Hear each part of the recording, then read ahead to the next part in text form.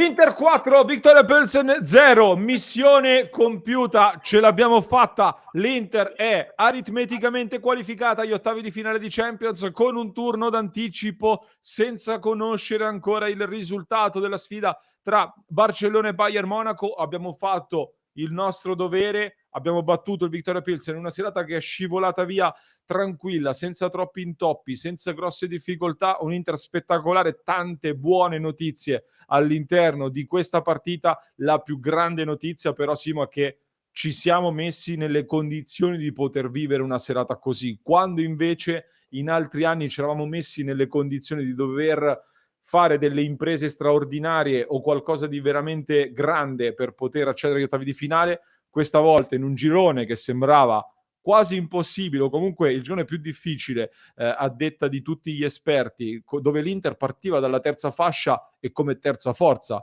secondo gli esperti, secondo molti, l'Inter invece con due grandi prestazioni contro il Barcellona si merita alla grande di potersi giocare la chance davanti ad un proprio pubblico spettacolare anche stasera, più di 70.000 spettatori a spingere i ragazzi in questa gara col Viktoria Pilsen. Vittoria per 4-0 con tantissime note positive dentro, di cui parliamo tra pochissimo. Un'altra vittoria che certifica aritmeticamente il passaggio del turno, ma soprattutto, Simone, certifica che l'Inter dal punto di vista europeo, con tutte le difficoltà del caso, con tutte le critiche che riceve, ha fatto uno step in avanti. Siamo di nuovo tra le migliori 16 squadre in Europa.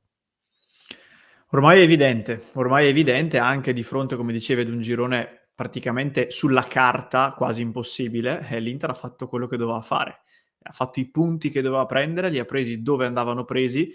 Con un pizzico di fortuna in più avremmo addirittura fatto 6 punti col Barcellona, vincendo là e guadagnando la qualificazione con 2 turni d'anticipo, una roba sopra ogni limite. Non è arrivata, l'abbiamo fatto questa sera, quindi veramente un passo avanti incredibile, molto importante, soprattutto anche per le prospettive future, perché questi soldi, l'ho confermato anche Marotta nel prepartita, i soldi degli ottavi non erano nelle previsioni dell'Inter di inizio stagione messi, diciamo, in conto, vista la difficoltà del girone, quindi oltre al prestigio e all'importanza del risultato sportivo, che chiaramente viene al primo posto, sappiamo che soprattutto nel caso dell'Inter non possiamo tralasciare completamente i discorsi economici, quindi si aprono altre porte e magari, io lo dico, poi tanto siamo interisti, lo sappiamo, magari un sorteggio un pochino più fortunato dell'anno scorso, quantomeno non ripetuto con un dislivello di squadre fra il primo e il secondo sorteggio così ampio. Un pizzico di fortuna in più, chissà dove possiamo arrivare. Verissimo, verissimo. D'altronde io, Simo, a inizio stagione ho sempre detto, per me quest'Inter è da prime 10, e quindi dicevamo ottavi di finale, poi speriamo in un po' di clemenza da parte dell'urna. 7 novembre alle ore 12 noi ovviamente saremo in diretta per vivere insieme i sorteggi come facciamo sempre. Con un po' di fortuna possiamo andare anche avanti. Una vittoria, un altro passaggio del turno che ci permette, analizziamo poi anche tutte le altre cose positive, intanto di andare a giocare contro il Bayern Monaco con la mente più libera, in una settimana che ci vedrà protagonisti poi prima e dopo in 2 partite di campionato che l'Inter non può più sbagliare assolutamente. Quindi aver archiviato con un turno d'anticipo è sicuramente molto, molto importante e ci permette di vivere la partita col Bayern non una gara da dentro o fuori, dove avremmo speso tantissime energie che potevano poi creare delle problematiche anche in campionato. Anzi, l'Inter dà i risultati, continua a dare continuità. Ultime 6 partite, 5 vittorie ed un pareggio, ricordando che in mezzo ci sono stati il doppio confronto contro il Barcellona. Sono numeri importantissimi. Si sta aprendo un ciclo positivo da parte dell'Inter, si sta ritrovando un Inter che continua e ricomincia a macinare gioco. Va detto sicuramente, Simo, che stasera non era un avversario troppo probante, dobbiamo essere sicuramente onesti, ma sinceramente anche nel pre-partita io arrivavo a questa gara relativamente tranquillo, perché sapevo che anche all'andata si era visto l'enorme differenza di livello che c'è. Questo si è rivisto anche in una partita dove l'Inter ha giocato, dicevamo, praticamente sul velluto, a parte qualche piccola imprecisione quando si stava sullo 0-0, quindi noi tutti invocavamo di sbloccare la partita prima possibile. non appena però si è tolto il tappo, l'Inter ha cominciato a giocare di prima, di qualità, mettendo in mostra sicuramente un livello di gioco superiore. I gol di Mkhitaryan, doppietta di Dzeko e Lukaku. Simo, se vuoi raccontare un po' l'andamento della partita e quello che hai visto dal punto di vista tecnico e tattico. Ma sì, guarda, il solito recap delle azioni è un po' ingeneroso nei confronti del Victoria, di cui ho segnato un tiro centrale, veramente pochissima roba, poi è stato un totale dominio dell'Inter. Nel primo tempo, ma anche nella ripresa, però soprattutto nel primo tempo, io ho visto una fascia sinistra letteralmente arata da Bastoni, ma soprattutto da Di Marco, che ha fatto una partita secondo me Sì. clamorosa, e loro hanno sofferto molto, giustamente dicevi tu, la differenza tecnica era evidente, quindi da questo punto di vista c'è poco da dire, però comunque l'Inter ha giocato sul velluto, ha dimostrato, come dicevamo, di non aver sentito nemmeno l'importanza della partita, nonostante questa fosse effettivamente importante, e questo è un qualcosa di positivo, anche in quei momenti dove dicevi prima del primo gol che arriva al 35esimo, insomma ci stavamo avvicinando a piccoli passi all'intervallo, si poteva magari soffrire un pochino di iniziare un pochino i primi segni dell'ansia, oddio sta finendo il primo tempo, siamo a 0-0, invece io ho visto fin da subito l'Inter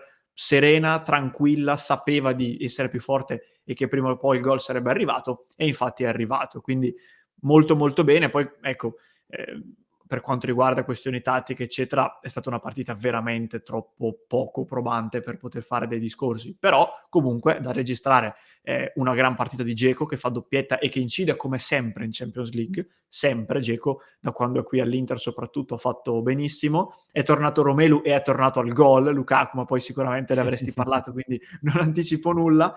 E insomma bene, guarda, l'unico piccolo appunto, i cambi qualche minuto prima, giusto proprio per dare minuti a chi doveva giocare un po' di più, ma immaginerete è proprio un appunto minuscolo, Sì. nulla di più.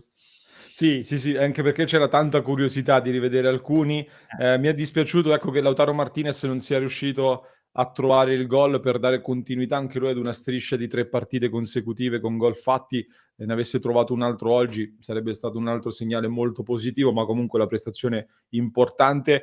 L'unica nota che volevo aggiungere prima di parlare di Lukaku, che è sicuramente uno dei temi più importanti secondo me poi all'interno di questa serata, Simone, è che come sottolineavo in live, mi piace molto che finalmente stiamo vedendo un Inter che mette in più a misura di Simone Inzaghi, secondo me.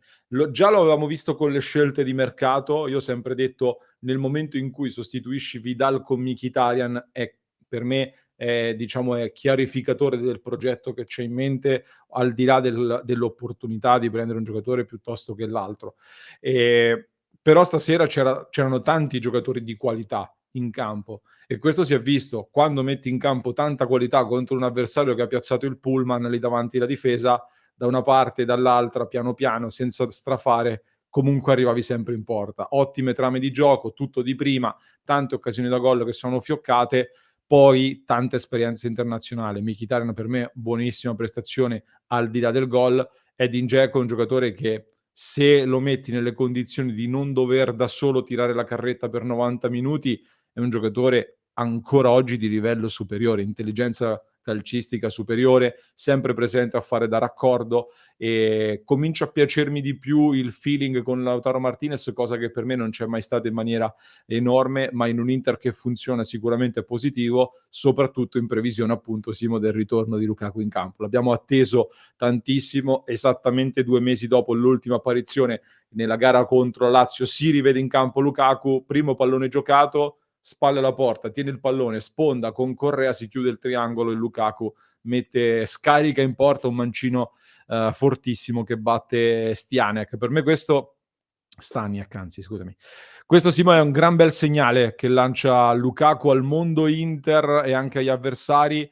Io ripeto, in tanti secondo me hanno sottovalutato le assenze di Brozovic e di Lukaku in questa fase in cui l'Inter ha funzionato un po' meno. Un Inter che ricomincia a correre e che ritrova anche Lukaku, che può permettersi di avere un Edin Dzeko a fare da alternativa, è un Inter che mi dà molto molto coraggio e molto ottimismo in vista delle prossime gare. Eh beh, decisamente. Cioè non dobbiamo farci, diciamo, distrarre dal costo dell'operazione Lukaku, magari contenuto poi fino a un certo punto, ma questo è un giocatore importantissimo. Cioè è arrivato in prestito con un'operazione un po' particolare, ma non averlo avuto per 2 mesi, porca miseria se ha un peso. Cioè, al di là poi di chi lo sostituisce, del modo di giocare, di per sé, perdi Lukaku per 2 mesi, io vedo che nel mondo Juve ad ogni sconfitta ci ricordano che hanno Pogba e Chiesa fuori, ad ogni sconfitta anche contro il Maccabi, squadra di livello basso, noi non possiamo dire che avevamo Lukaku fuori. Quindi ecco, adesso vedremo quando rientrerà poi a pieno regime, però sicuramente è un gran bel segnale. Poi ecco, in Champions, lo dicevi bene anche prima, Dzeko è una garanzia. Cioè, c'è poco da fare. L'anno scorso ce l'aveva già dimostrato, quest'anno lo ribadisce. Quindi adesso molto bene. Mi dispiace veramente tanto che da certe partite che vedo di quest'Inter, soprattutto l'anno scorso, ma anche quest'anno, mi dispiace che poi sembra sempre che manchi l'1% per arrivare ad essere al top. L'anno scorso hai avuto quei 2 mesi di difficoltà e non hai vinto lo scudetto. Quest'anno forse te lo sei compromesso con questa prima parte di stagione negativa ed è un peccato per l'Inter, per il mister, per noi tifosi anche che chiaramente la seguiamo. Bisognerebbe giusto risolvere questo, perché poi la squadra vale, è forte, è tecnica come dicevi prima, adesso ha acquisito una certa mentalità anche europea, l'abbiamo capito, e quindi vediamo di costruire su queste basi. Sarà banale, però cos'altro si può dire in questo momento? Assolutamente nulla, assolutamente nulla. Hai detto tutto. Io non aggiungo altro perché poi pubblicheremo un'altra analisi più approfondita in ottica ottavi di Champions. Attendiamo anche i risultati della serata per poter delineare un po' meglio quali possono essere le prossime avversarie dell'Inter in questa competizione magnifica.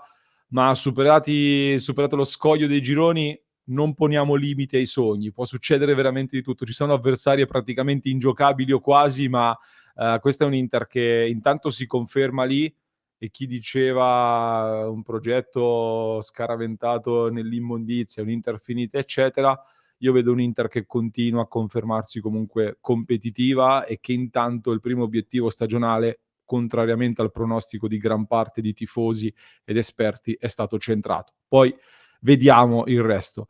Nei commenti fateci sapere chi è stato secondo voi il migliore in campo, scrivetelo qui sotto, mi raccomando. Iscrivetevi al canale e ci vediamo poi su passioneinter.club, www.passioneinter.club, per analizzare in maniera più approfondita e condividere tutte le analisi di questa gara.